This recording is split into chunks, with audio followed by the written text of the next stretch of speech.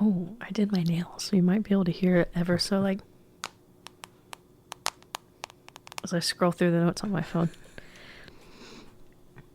I have no response to that. ASMR.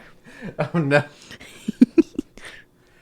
We should do an episode that's just whispering the whole time. Oh, absolutely not. This is, we're not going there. I don't know, Cameron, what did you think about the new episode? We just whisper the whole time.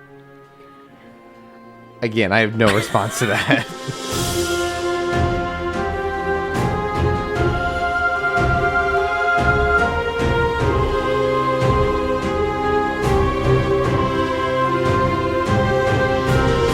It's Wednesday night, and we are in Rachel's apartment, so that must mean it's Starformers night. Welcome to the Rebels and Robots podcast, episode 25. I'm Cameron. I'm Rachel. And this is our weekly chat where we talk about Star Wars and Transformers. 25. We're at a quarter of 100 episodes. Oh my gosh. We quarter life crisis for our podcast. What are we gonna? I feel like we've kind of been thinking. This is the first week where we didn't have like an obvious thing to do, because like the last time, today we will be talking about a 2-part episode of Transformers G1 yet again. I feel like most times when we've done that, we had a reason. The first time was because we had not had a Transformers centric episode. The second time we did it was because we had Caleb on the pod and we wanted to show him an episode. This week it was. I asked you, what do you want to do? And you're like, I don't know, G1. I mean, I was like, I can find some episodes. Or we could start this kind of niche Star Wars show called Rebels. We could watch that before Ahsoka. Regardless, before we get into today's topic, as always, we do news, thoughts from last week, anything that's come up in the since we last podcasted. I'll start with a realization I had last week on the pod. I was wondering why Transformers have to be so big. And I said that I thought it was so that there was some sort of logic to them that when they transformed into a vehicle, it was a conservation of mass. They were the same size as the vehicle they turned into, but obviously, like just in the episode we watched today. A small, like, I don't even remember what it was. A small, very small object transforms into Laserbeak, who's like the size of a human. You mean a cassette tape? Was he a cassette tape? Yeah. Okay, but an actual human-sized cassette. Like a cassette tape a human would use, not a cassette that's large enough to fit into Soundwave's chest. Well, in some of the earlier episodes, I think it was in one of the first 3, we see Soundwave transform into a human-sized boombox.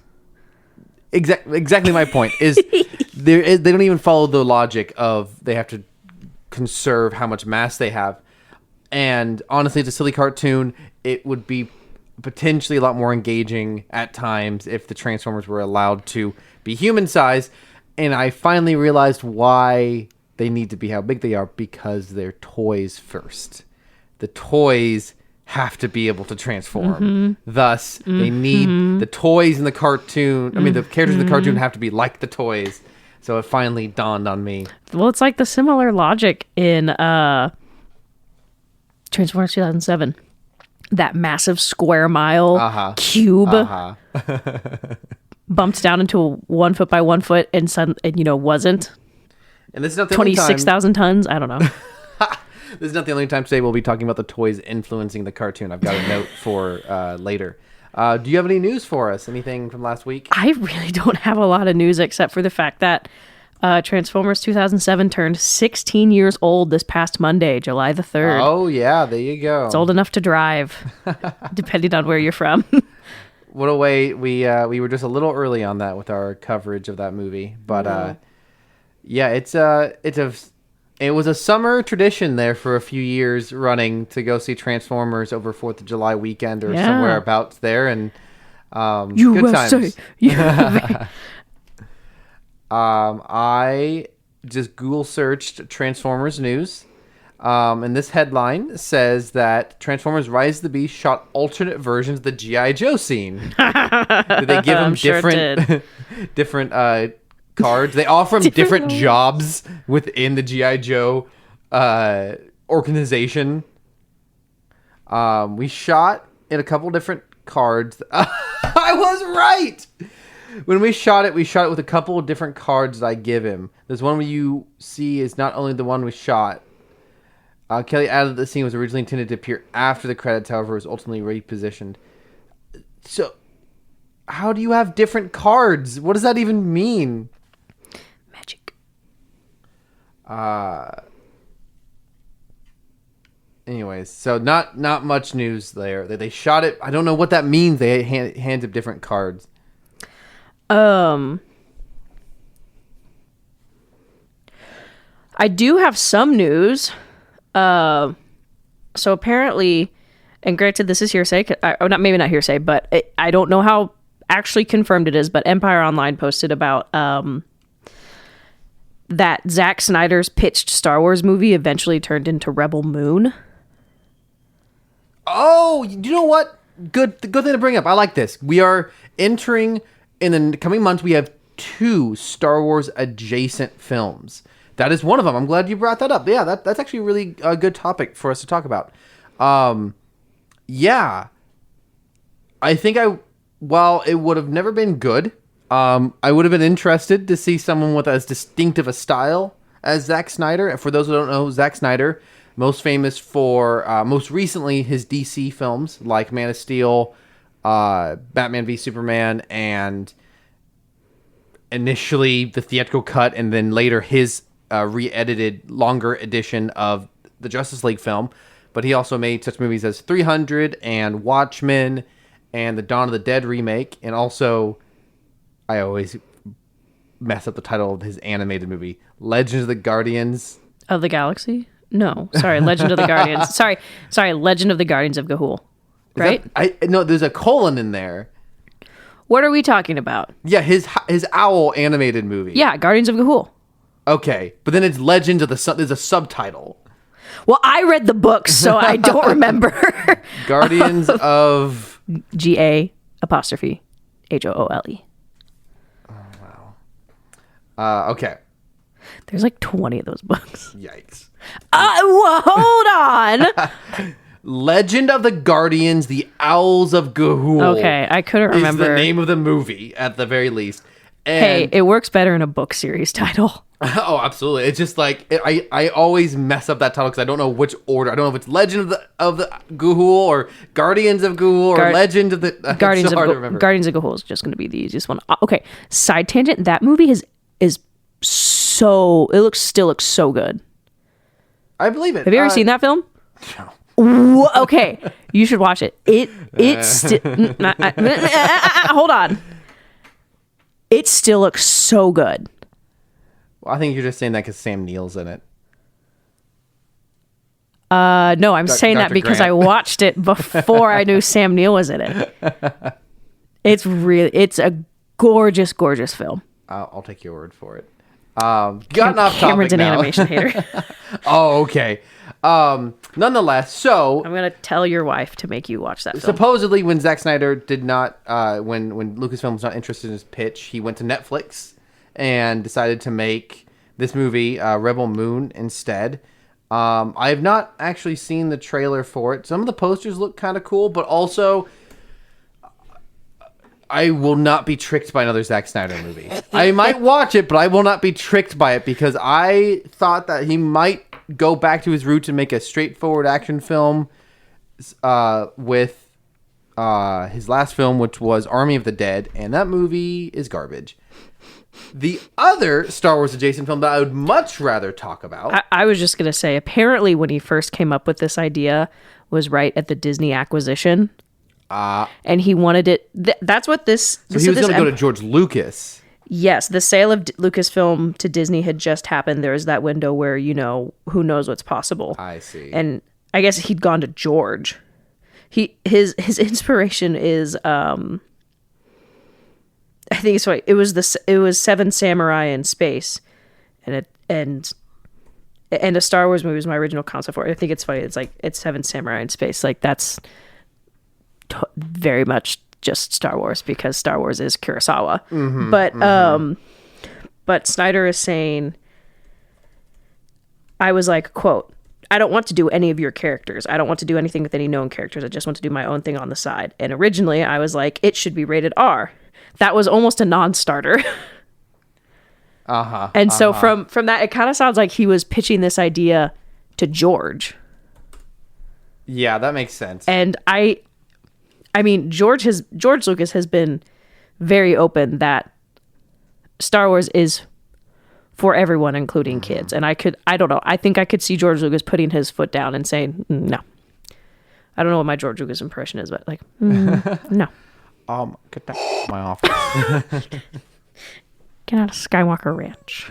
Or is that Hayden Christensen's ranch? That might be Hayden Christensen's ranch. Skywalker Ranch, you haven't heard of that? Skywalker Ranch is George Lucas's property. Okay. Maybe I was thinking, I feel like Hayden Christensen he also has a ranch. Maybe it's just not named that. But anyways. I couldn't tell if you're making a dumb joke or not. No. That's why I was confused by what you were saying. But sorry, I think it's kind of fun. I find it interesting. I mean, in the time of sales, I think Zack Snyder going, I don't want to do anything with established character, and I want it rated R. And I'm not super surprised that George Lucas or Disney was like, no. The other Star Wars... So, actually, Rebel Moon will be releasing on Netflix at the end of December. The family-friendly cut will be releasing on Netflix. Wait, are you serious? This is what this says. Oh, shoot. After initially releasing on Netflix and family-friendly cuts, will get harder-edged R-leaning versions too. Ha. That's a classic Zack Snyder move. This also says it's actually Rebel Moon Part 1. Yeah. Rebel Moon Part 2 is being shot back-to-back with this one, so there will be a follow-up regardless. Oh, man. We are really being inundated with multi-part movies. This is going to get old real fast.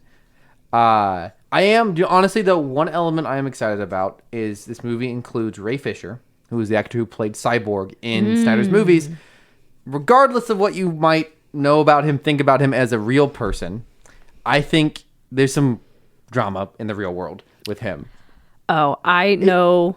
The only thing I really know about DC is the Batman film, which I like, and how much everyone hates specific films in the DC verse. Ray Fisher, complicated relationship with the public. Not going to get to that. Only movies I've seen him in only movie I've seen him in is Justice League, and there's two different versions of that. So I've seen a lot of different footage of this actor. I thought he was incredible as Cyborg, and his career was totally destroyed by the crumbling of the DC universe, and him cutting ties with Warner Brothers over that. So I'm really interested to see him potentially get back into acting. He's originally a stage actor, which I think is really interesting. So nonetheless, the other Star Wars adjacent film is called The Creator, and it's directed by Gareth Edwards, who directed Rogue One. And he's clearly bringing that aesthetic over to his own original sci-fi film that I saw the trailer for when I went and saw the new Indiana Jones this last week.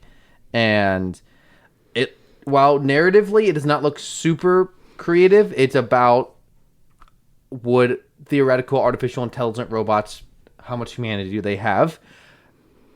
It just visually looks phenomenal. It looks like a combination between Star Wars and like District 9 / Elysium, who's the same director.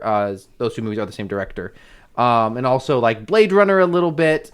I think there's going to be a lot in here that's going to be really exciting. Gareth Edwards also directed something. Also, Rachel, I know you're interested in Godzilla 2014, which is why Godzilla. Ken Watanabe is in this film, The Creator. Gosh, I love Ken. Also features John David Washington, who's the main character in Tenet and Black Klansman. Anyone else interesting in here? Some various other, the face actors. But that will come out at the end of September, and I'm excited, and maybe if it's good enough, it might be worthwhile talking about on this podcast, because it's Star Wars similar. Nonetheless, I feel like I had another piece of news. I'm glad you brought that up, though. That's something to keep an eye out upcoming. Oh, this is kind of cracked me up. GQ India, when I Google search Transformers and hit news, 7 action-packed and highly engaging movies like Transformers Rise of the Beasts. Number 1, Pacific Rim. Actually, very true. Pacific Rim is the best Transformers movie. I think I've seen Pacific Rim once. I think it does what Transformers wish it could do with giant robot action. Also on this list, RoboCop, Chappie, Singularity, Universal Soldier, Battleship. Battleship is legitimately trying to be a Transformers film, and it is awful. Man, there is someone in our friend group who really likes that film. No, he likes it when no one else even thinks about it. Yeah, and I think one time he brought it up, and I think he's like, "Yeah, I like that film," and has since been dunked on forever. You want to actually? I'm just gonna do a quick search for Star Wars to see if there's any major news there. I mean, Ahsoka comes out next month. Woo! Woo! I'm going to lose it. I'm very excited. I feel like there really hasn't been as much Star Wars news. I feel like it's almost like a bit in a limbo right now. Other than some High Republic stuff and all the stuff in the news about how much Harrison Ford hates Star Wars.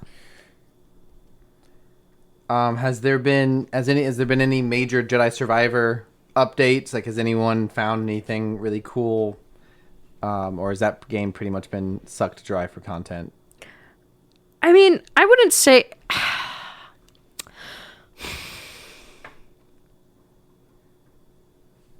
I mean, I don't know if I would necessarily say it sucked dry.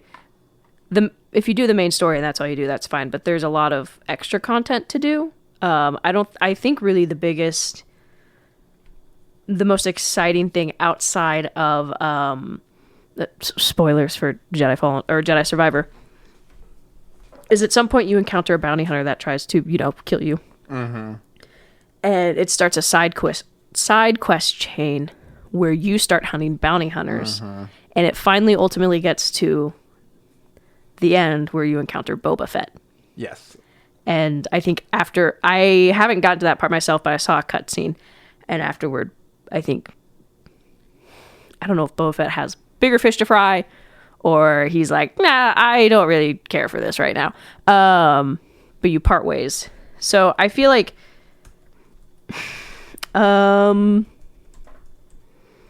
yeah, I don't know if I'd call it sucked dry, but with a narrative story after the narrative, like that's kind of it.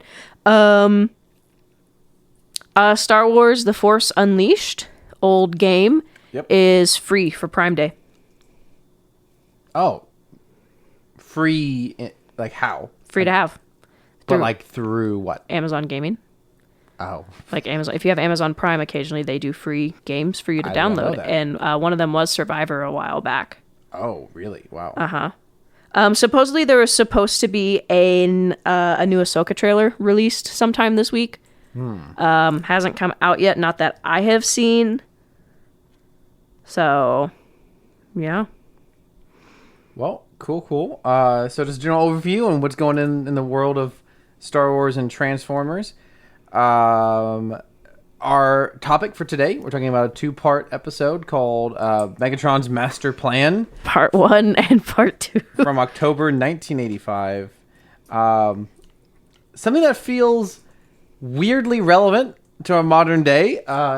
It is about Megatron framing the Autobots with footage, not faked footage as in the footage doesn't exist. They have Decepticons dress up as the Autobots and attack some humans, and it gets recorded, and that then results in the humans kicking the Autobots off the planet. What are your highlights from this episode, Rachel?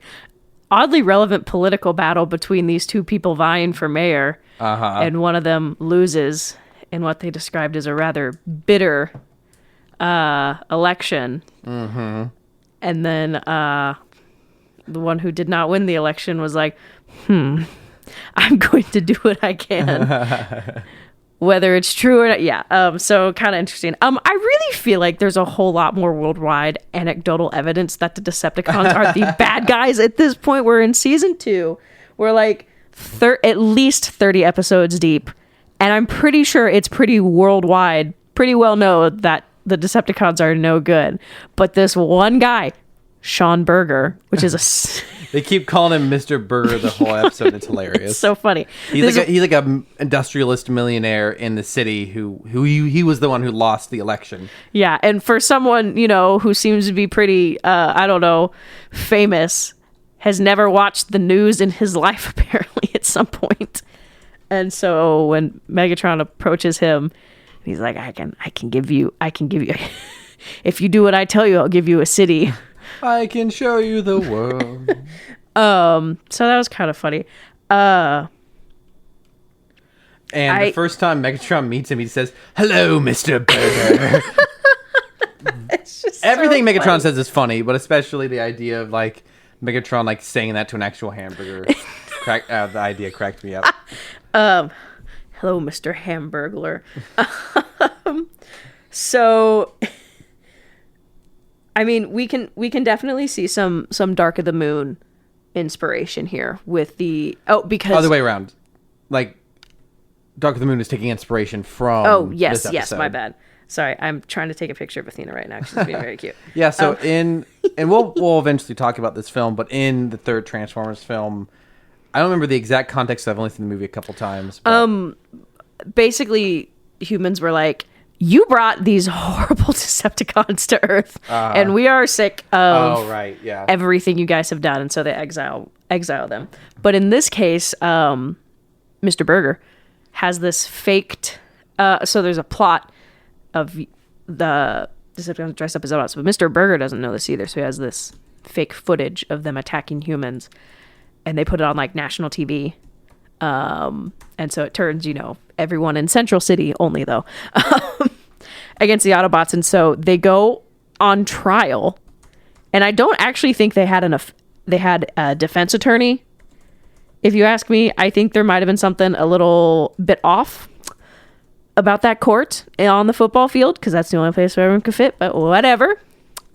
I'm not a lawyer.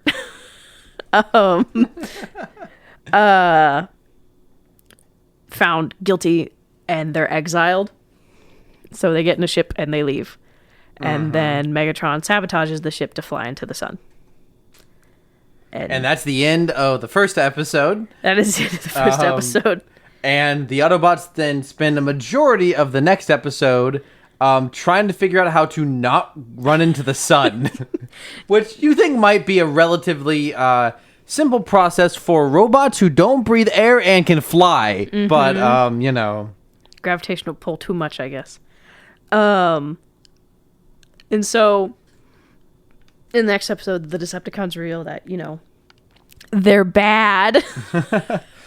So then pretty much as soon as the Autobots are gone, the Decepticons are like, yeah, we're just going to destroy everything. And they pretty much turn into what most of us do the moment that you get bored in Grand Theft Auto and just start destroying the city. Well, I finished the narrative. Time to be a terrorist. So yeah, it's just interesting because wow, I feel like everyone is saying, I can't believe the Decepticons deceived us. Oh my gosh. So the Decepticons enslave everyone in Central City, put them to work making Energon. And so the Autobots are still avoiding the sun. The ship has been destroyed, but they're being protected by Cosmos and his very convenient plot armor that can withstand the temperature of a sun for some reason, whatever. And so we kind of have this plot of, almost said Sam, Spike trying to escape and get help, and then we have... It becomes almost like a journalism movie of him trying to find the evidence and get it out to the public to clear the names of the Autobots. Deceptigate. Very good, very good. And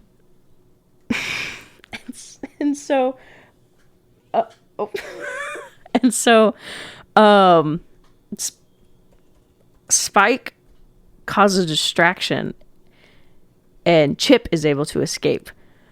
And so... Sorry, I dropped my phone and scared the cat. Nice. Now she's not going to be comfortable for the rest of the night. So Chip manages to escape. And so one thing I noticed was that the Decepticons have everyone in like these like energy handcuffs. They gave Chip enough slack that he could still use his hands for his wheelchair. You would think the purpose of such handcuffs would be they'd be remotely controlled to them, because like what's happening is they've turned all the humans into slaves, and so you would give them handcuffs that would allow them to still work. But the moment they would escape, you think it would like collapse down so they would like bring their hands together, but apparently not. And then one of my favorite super weird scenes in the movie, like this, I feel like the Transformers cartoons are somewhat famous for using the wipe to cover up how a character gets from one location to the other. Like you could very easily have a character standing in one place, do the transition with the logo, and they're just in the next location, and no one would bat an eye. This episode goes way out of its way to explain how... I'm sorry, what's the kid in the wheelchair? Chip, how Chip gets the next scene. He goes into a semi's trailer. A guy loads stuff up behind him, blocking it. Like, and this is like a very large, heavy metal plate. And visual storytelling rules would tell us they are showing us this because this is a problem. Like his way is blocked. He's in a wheelchair. His way out of the truck is now blocked. That's a problem that will have to be overcome later. And for some reason, also, there's this gash in the side of the truck that allows him very specific. Why it's there, not explained. It gives him two things. One, he can see out, and two, he can breathe. And then the trucker stops and looks in his rear view mirror, and suddenly Chip is just out of the truck, leaving. I don't think you can open semis from the inside anyways. There's no way. At all. There's absolutely no way. I feel like we have to talk about this because I made us rewind for this because I thought I heard it. So Chip has escaped and he sets off an alarm. And they look out the window and they see him and he's escaping towards the loading dock to get onto the semi. And Soundwave, I like heard it and then I made Cameron scroll. Are you going to play it? I'm going to try to find it real quick. Keep going. Do you want me to say it?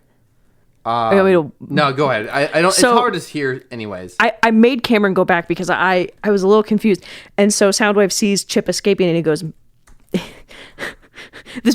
the way I keep like pausing makes it sound like it's bad. It's not.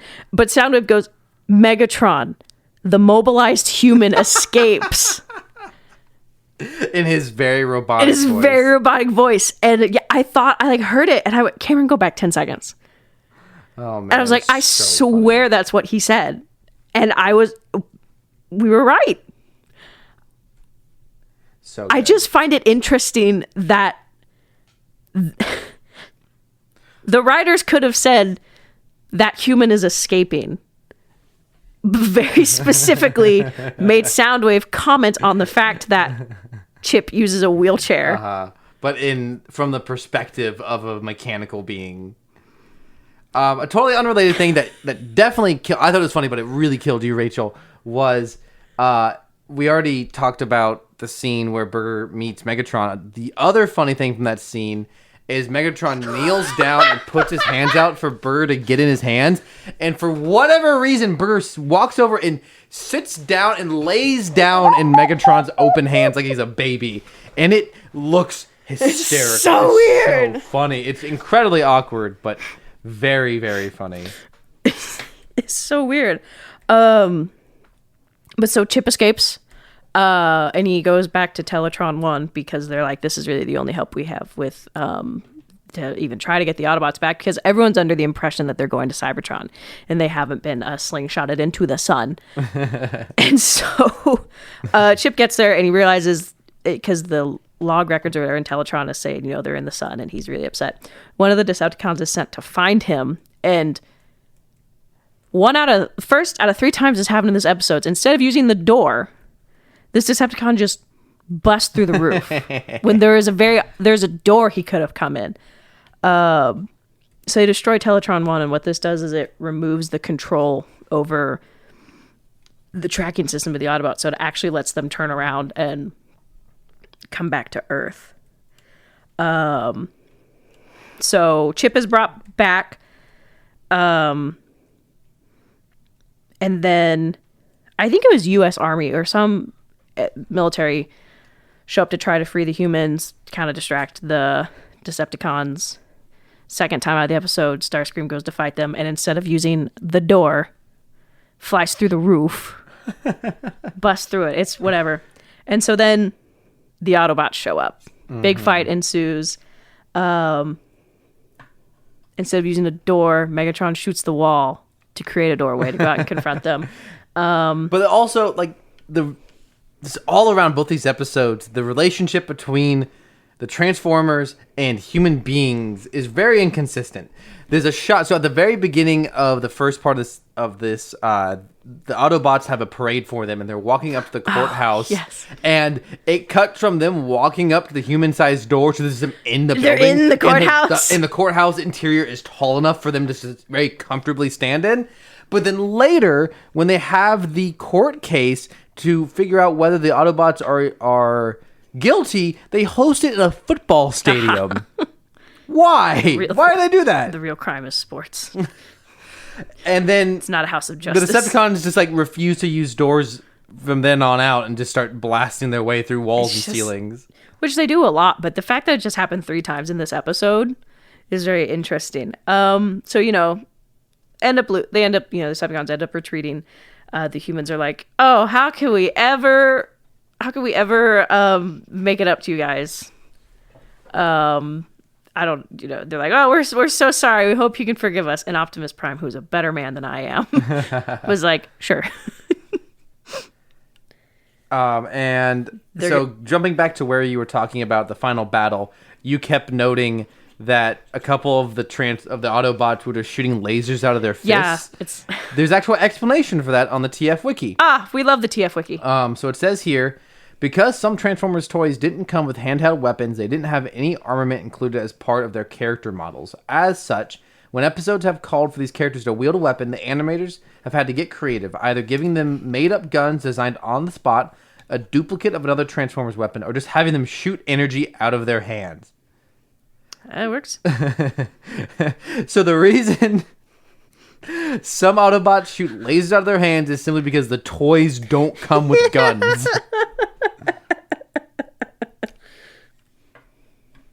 Nice. Oh, man. They actually have a list. Something we've noted before is the very liberal use of Star Wars sound effects. They actually have a list on the TF Wiki of all the Star Wars sound effects. Anyways. Also, sorry, another note. The TF Wiki is super weird, in case you didn't know. Primarily in whoever's in charge of captioning the photos. The captions are all incredibly strange jokes. I don't have any explanation for this. Let them have fun, Cameron.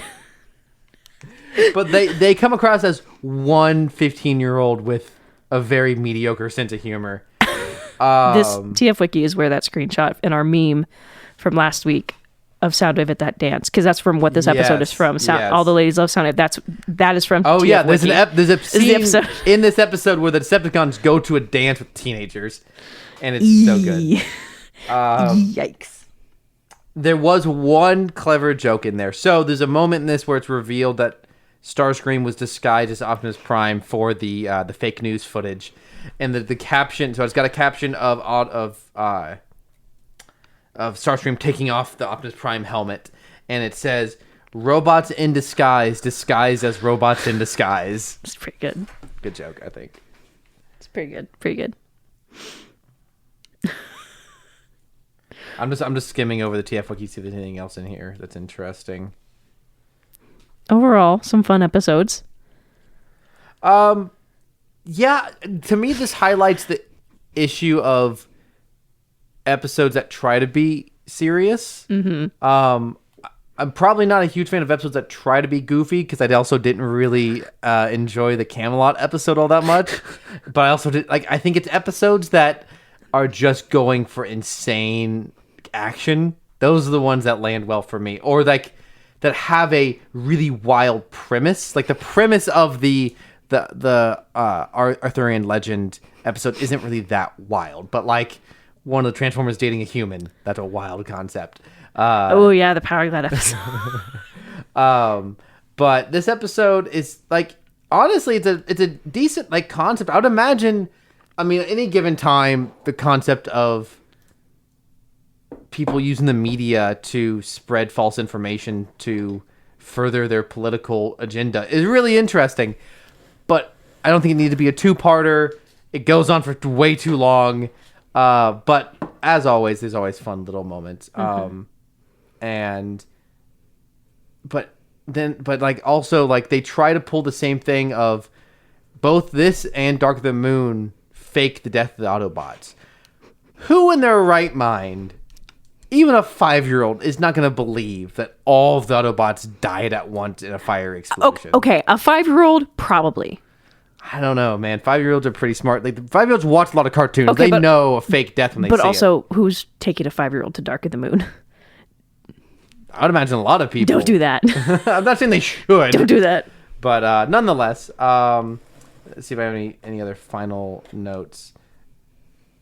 So Rachel just pulled up a mysterious box. I did, because I set it on my chair and I forgot. We can continue, and then it's not quite meme related, but it is content that my mom sent me. My final note that I have written down is, this is not a great way to close out, but Megatron edits a computer with a gun at one point. He like adjusts his gun and shoots the computer screen, and it changes the words on the computer screen. And you just go, that's not how computers work. It's very confusing. Why? And it's Teletron, which is a computer we see. It's the Autobot's main computer. Sentient. He's used all the time, but also he doesn't talk in this episode. But Casey Kasem, the voice of Teletron, is in this episode as, I think, Cliffjumper, or at least one of the Autobots. So why he doesn't talk? Because for a second I thought maybe Teletron wasn't talking because at some point, Casey Kasem left the show for a very insensitive episode. But nonetheless, this was before that. So anyways, any last thoughts? I think I was just so caught off guard by the chip comment. Mobilized. It just threw me. I wasn't expecting that. That's my takeaway. There's some notes on the Wikipedia on the TF Wiki that notes why does this mayor of this one city have the authority to kick the Autobots off the planet? Exactly. I really feel like there are a couple other countries or human leadership or even the next county over probably been like, well, hey, hold on. We like those guys. Cancel culture. And also it notes something you noted. They didn't even have a lawyer present. Exactly. They didn't. We have a lawyer friend who listens to us. Tell us the legalities of not provide. Are they sovereign citizens? So they represent themselves. The only sovereign citizens that don't drive me up a wall. I don't know. Lawyer friend, when you listen to this in 6 weeks. Well, he's been on the pod. It's Caleb. Oh, yeah. Caleb, when you listen to this at this point. In an unestimated amount of time. He normally listens the day we post. Does he? Okay. I think I was mixing up with our other friend. We called her out, Megan. We called her out on the pod. Megan, who sometimes goes a couple weeks. No shame. Caleb, give us your legality advice on two parties of sovereign citizens being held in a court by a local authority, county, city government, and tell us if they would have attorneys or not. We'll read it on the pod. Yes, give us a full explanation. That full of technical jargon that will bore our other listeners, but make you laugh. What do you have in this box? I'm very curious. So my mom texted me the other day, cleaning out stuff. Look what I found. So you were alive during 2005. Yes. Did you ever go to Burger King during that time? Maybe. Oh my gosh. I remember these guys. So for those of you that can't see through the microphone, my mom found a our huge collection. It's not huge. Found our collection of 2005 Star Wars Burger King toys. I had the ARC 170. Is that the name of the ships? I don't know. The clone ships from episode 3. Yoda jumps. What? I didn't do it. You gotta wind it up more. Man, what a great piece of content for this audio format. Oh, dang. Wow, it still works. It's been nearly 20 years since these things were made. These are in really good condition. Oh, we got Athena's attention. Yeah, they're really good condition. I had Obi-Wan Star Destroyer, or Starfighter as well. Well, we have 3 of those. And Mace Windu. What does he do? He's got, Mace Windu is like a little magic 8-ball. Oh, I forgot about that. Mace Windu of the depths. Should we continue our podcast? I can't read it. I don't think so. Oh no! No! Well, good night, everyone. What does this do? What does this Anakin do? He looks like a top, but he's too I think he's heavy. A top. Well, he's too top heavy to You're stay too up. top heavy. Man, this is. I don't remember. Hope you guys are listening. Oh, the Jawa is super cute though. He's plushy. I love him. And he's adorable. We have a Chewbacca plushie, and look. Wow, that looks terrible. That looks really. It's Obi-Wan's Varactyl from Revenge of the Sith. Props to you for knowing what that's called. I actually have that sound effect as in my database of sensors, so I'll use this today if we need it. I do not remember what these are supposed to do, but that we have a So you got a battle droid. That's pretty super neat. battle droid. I think he's like a little water gun. Yeah, he's like a little water gun. Ooh. Oh, I had Obi-Wan too. Yeah. I do not know what Obi-Wan does. I think he was like a light. Yeah. It's like a little kaleidoscope. I don't know. Like you see little images from the movie when you look at his foot. Oh, just shoot, like the real for Obi-Wan. real? Anakin, look into the future. Look inside my foot. I forgot.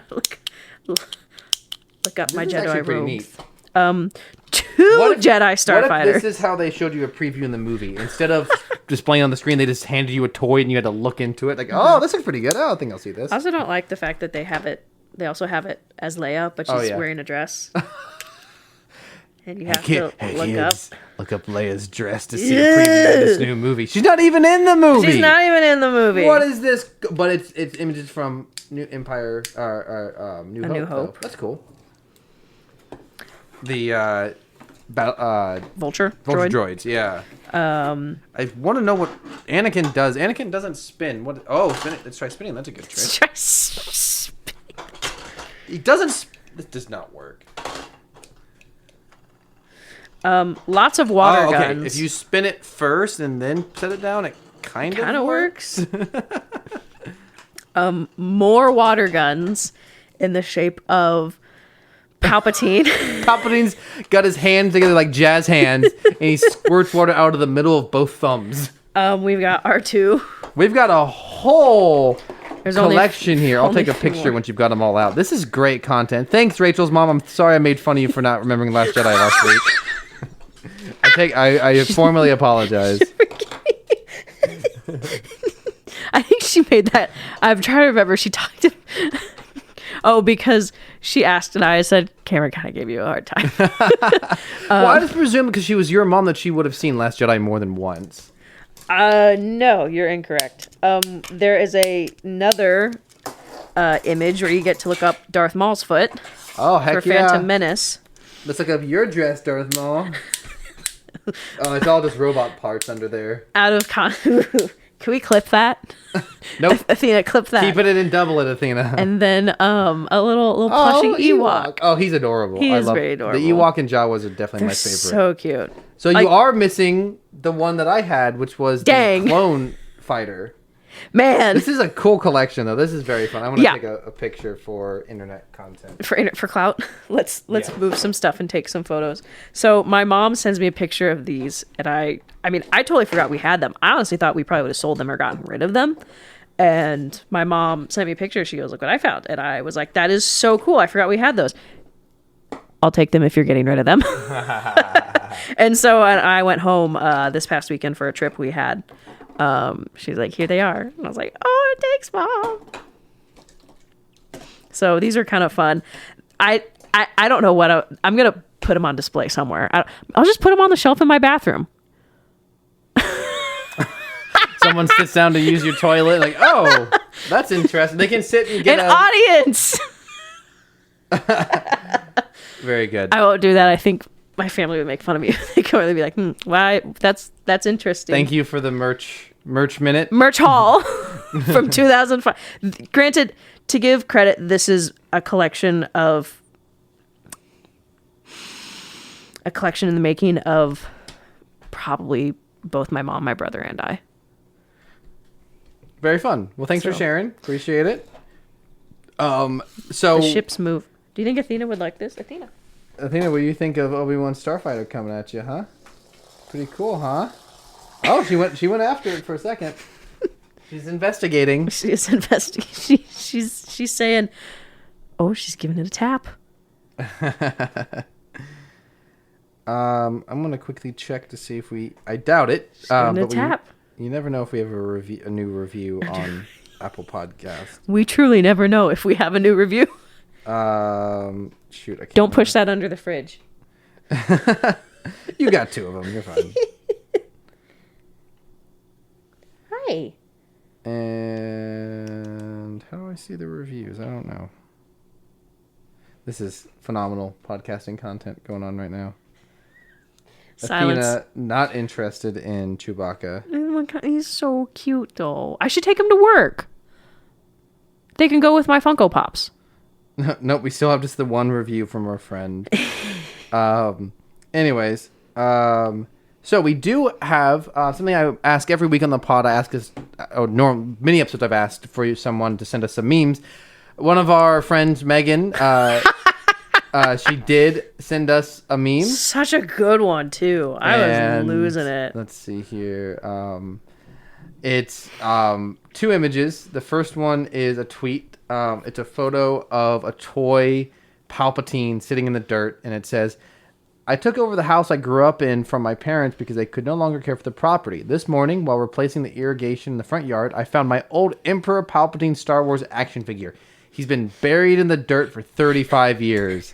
And the next image is, you probably guessed it, Poe Dameron just looking upset, implying, it doesn't even have the text, but you don't need the text for it. Somehow Palpatine has returned. Good meme. So thanks, Megan. good. Appreciate it. Give us a good laugh. Her text was funny too. My contribution to Meme Minute, but it's longer than a minute. Meme parsec, meme astro second, but it's actually the night before. Oh yeah, I forgot about that. Also, a very funny comment. If you don't remember from last week, I suggested we do something special, potentially ongoing with our Meme Minute segment, which is one of the memes. Each of us will share one meme that we personally made within our memes, but we're not going to say which one it is. And then at the end of the segment, we will each guess which meme the other person made. Oh gosh, I forgot I have to guess yours. I'm very excited for this. I think the real joke is to see if it's something you've already sent me like years ago to see if I remember it. Okay, so let's kick us off. This one cracks me up. It's a note from, I'm guessing this is from a book. It says, "The powerful." So it's an image of the like wheel droids from from the Clone Wars. It says, "Intergalactic Banking Clan uses Hailfire droids to ensure its loans are paid back on time. During the Clone Wars, they donate these droids to Separatists." And this is an image of the Hailfire droid saying, "Knock, knock! It's time to pay your taxes." Very good. What do you got, Rachel? Obi-Wan, hey Anakin, are you having an affair with Padme? Anakin, the image of Bob's boss from The Incredibles. The law requires that I answer no. I almost sent you that one. That's very good. I'm gonna get a reaction from Rachel on this one. I hate that because you know what? You're not the first person to show me that one either. So it's an image of Autobot Jazz, except for his head has been replaced with Barry B. Benson from the B movie, and it just says, "Do you like jazz?" I think you're probably like the third person to send something like that to me. I love it. What do you got? Autobots losing the war. Optimus Prime, I am... Oh, you have to make a note for this. Optimus Prime, I am back... I can't even read it. I am back from robot heaven to save your once again. Oh, man. Let me jot down that little swear. Little swear. Technically, I mean, while the editing of the censors is funny, I also have our podcast labeled as clean on Apple Podcasts, so we're kind of obligated. No swearing in our Christian Minecraft server. Our Christian Starformers server. Our Christian Starformers server. This one I found on Facebook. It's a comic. Man, why is my phone so dark? Just a second. That sounds like something someone would say trying to move suspicion from a meme they made. About the first one. I know you didn't make that one because I've seen it. Okay, come on. Sorry, my phone's really dark for some reason. So it's a comic, but it's got replaced the characters with Optimus Prime. Rights of the freedom granted to conscious beings. The little guy who's Megatron. Nice. Optimus Prime hits him with a shovel. He's unconscious. Quick, let's violate his rights. Oh, no. Oh, no. What else you got? Speaks for itself.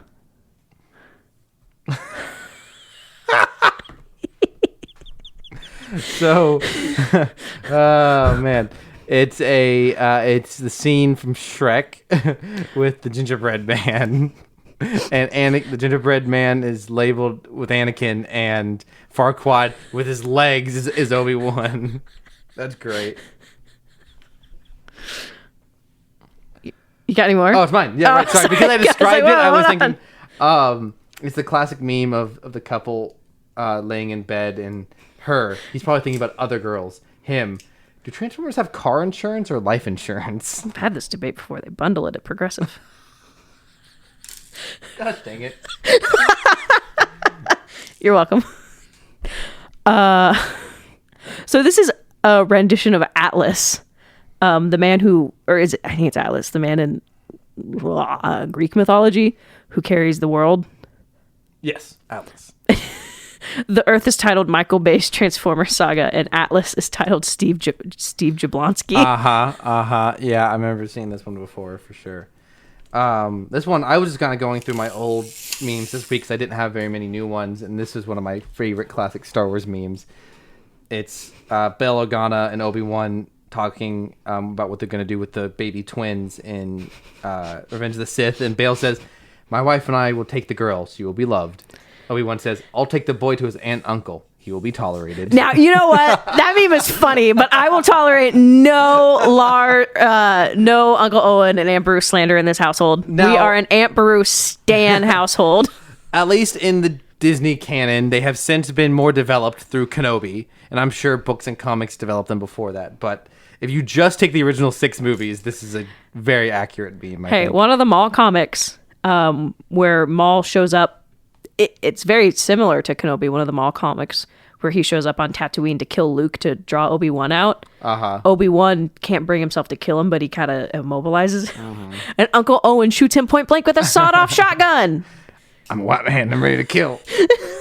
Oh, I love Uncle Owen. Aunt Beru. Aunt Twin Sons Beru. She's queen. Says the rest of Cybertron.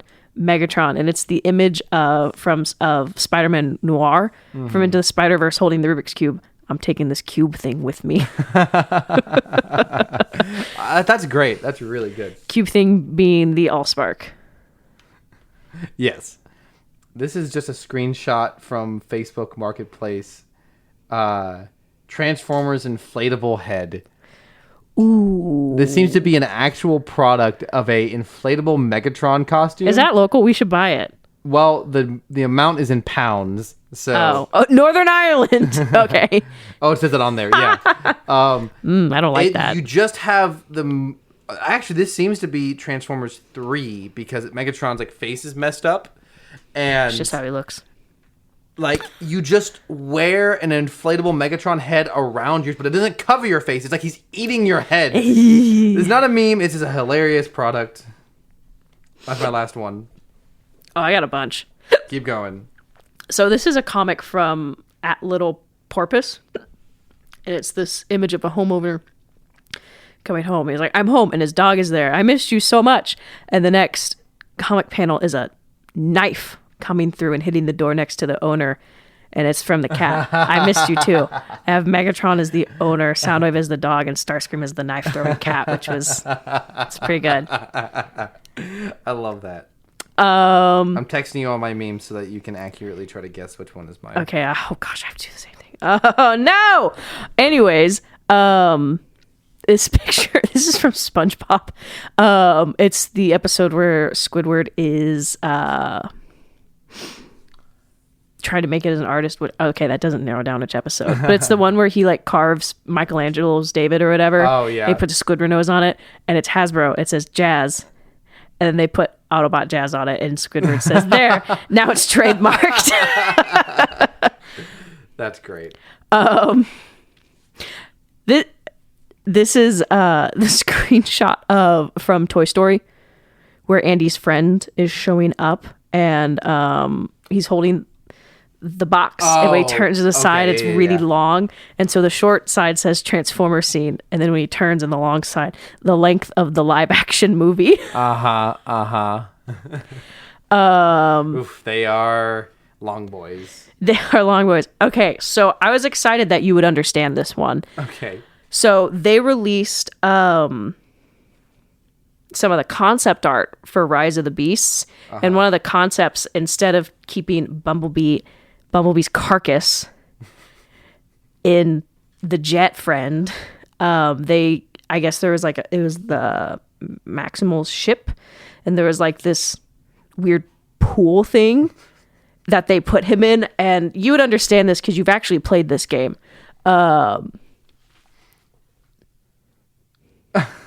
Nice. And it is the concept art of Bumblebee in this like weird glowing pool thing, and it says Discovery, Shrine of Resurrection, Hyrule Field, and bears some striking similarities to Breath of the Wild.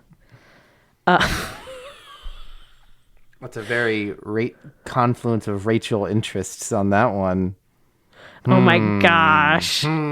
Because no one else can like the things that I like. No one else can like the things I like. Cameron's just saying that because he doesn't know the Breath of the Wild story. Because he skipped through all the exposition. Anyways, so this is a screenshot. Coronavirus outbreak is a screenshot of an article. Coronavirus outbreak is most dangerous for the elderly. And the next image down, how old is Optimus Prime? Between 4 to 6 million years. Guy crying. Those memes were really popular in like 2019, 2020. Always very funny to me. This is a good one too. It's a vintage movie. It's the scene from El Dorado when the statue is falling, and the buff priest grabs it and stops it, and he's captioned as Travis Knight, and the statue is Michael Bay, and the ship is captioned as Transformers movie franchise. That's all I got except for a TikTok. Oh, I forgot to show you this. I found this restaurant. This is in our town. My mom and I went traveling. Jedi's? Wow. That's wild. I know. Jedi's Restaurant and Grill. That's where they're all at after Order 66. Fascinating. You're going to give away where we live. No, because this isn't where we live. Oh, you were traveling. I see. Yes. That's great. That actually does it's not even actually close to where we live. I see. That reminds me, I took a photo this week of a wild thing that I found out in nature. Not nature, but like out in the wild. Oh, you went outside. I was going to let Rachel react to this live. This is an actual poster in a shop. Oh my gosh. Is that here? Yeah. Okay, afterwards I need to guess where that is. It is a poster of Yoda snowboarding. Shredding. On a snowboard, and he himself is painted. I did not realize this till just now that he himself is painted on the snowboard. But it's like an actual image of Yoda, so it's photoshopped. It's not horrible Photoshop, but it's not great either. It's a fascinating 3.6 piece of art. Photoshop, not great, not terrible. Okay, I sent you mine. Okay. Okay. Now that we are out of memes, we are gonna guess which meme each of us made. I'm waiting for yours to show up. I have an idea, but I would like to be able to look at all of them. Okay. Obviously, you took the photo of Jedi. That's not a meme. I saw the Anakin. The law requires that I answer. No, I saw that one myself. I've never seen this toy of Autobot of Optimus in your house, and that doesn't look like your window, so I don't think you made that yourself. You could have made this Anakin Obi-Wan Shrek one, but I think I've seen that one before. I feel like I've seen the Steve Jablonsky holding up as Atlas holding up the world one before, but you may have made that a long time ago and sent it to me. I feel like I've seen the Cybertron or the Megatron. I'll take this cube thing with me before. Okay, considering you took a screenshot of Facebook Marketplace, that's not the meme, right? I thought that I took it, but then the fact that it's from Northern Ireland, I don't think that I did. Regardless, that one does not count. I don't think I took that screenshot. The Autobot Jazz, now it's trademarked. It's not quite your sense of humor. The Transform memes. Oh wait, this one has a Transform memes watermark on it, so that's definitely not you, man. How do you know? The Transformers Breath of the Wild meme. That's really suspicious. Really suspicious, but also,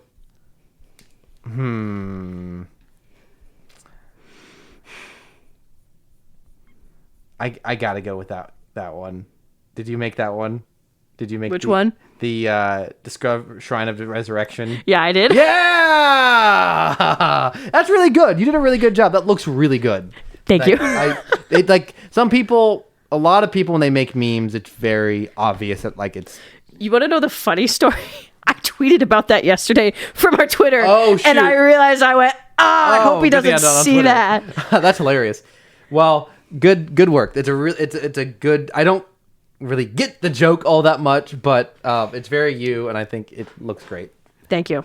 Okay, what do you think? Okay, I know it's not the taxes one. I have seen far too often the Bale and Obi-Wan "he will be tolerated" meme. You're not in Northern Ireland selling a Transformers inflatable head. I've seen the one of he's probably thinking about other girls. The car insurance, life insurance one. You didn't find a 35-year-old Palpatine Star Wars figure in your yard. And Megan sent it to us. Man, what a scam that would have been. If I had sent it to Megan and told her to send it to us. Oh, I would have been so good. mad. That would have been good. We would have been the end of this podcast.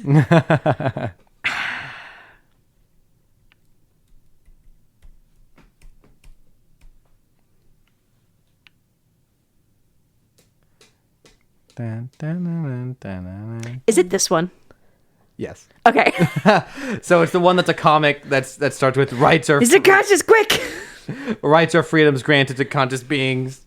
Because he's unconscious. Quick, let's violate. This one has the watermark, yeah. and this has been sent to me so many times. Yeah. I was pretty proud of this comic. It's good. That I made. I was pretty much last night. I was just flipping through old memes I have seen on my phone.